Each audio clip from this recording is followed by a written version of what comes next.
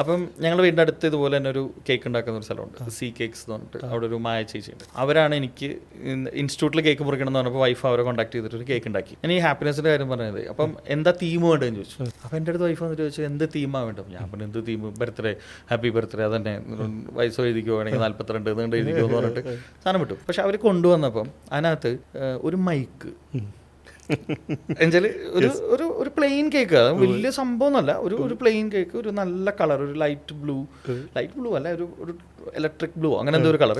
അപ്പോൾ അതിലിങ്ങനെ എഴുതിയിട്ടുണ്ട്, ഒരു റൈറ്റപ്പ് എഴുതിയിട്ടുണ്ട്, ഇങ്ങനെ ഹാപ്പി ബർത്ത്ഡേ പ്രവീൺ സാർ എന്നൊരു സാധനം എഴുതിയിട്ടുണ്ട്. ഒരു 42 എന്നുള്ളൊരു സ്റ്റാൻഡേർഡ് 2 ഫോണ്ടിൽ എന്താ ഫൗണ്ടെയിൻ കേക്ക് അങ്ങനെ എന്തോ ആയിരുന്നു. ഒരു സൈഡിൽ ഒരു മൈക്ക്, ഒരു സൈഡിൽ ഒരാളിങ്ങനെ സംസാരിക്കാൻ നിൽക്കുന്ന ഒരു സാധനം. ഈ സാധനം കണ്ടോട് കൂടിയിട്ട് ഞാൻ ഫ്ലാറ്റായി. കാരണം എന്താ വെച്ചാൽ കറക്റ്റ് നമുക്ക് വേണ്ടിയിട്ട്, നമ്മൾ ഈ മൈക്കുമ്പോൾ ജീവിക്കുന്ന ആളല്ലേ, ഇത് കണ്ടോട് കൂടിയിട്ട് നിങ്ങൾ ഈ പറഞ്ഞ ഹാപ്പിനെസ്സും കാര്യങ്ങളൊക്കെ കറക്റ്റായിട്ട് അതിലേക്ക് അങ്ങോട്ട് കണക്ട് ആയി. സത്യം പറഞ്ഞാൽ കേക്ക് മുറിക്കാൻ തോന്നുന്നില്ല.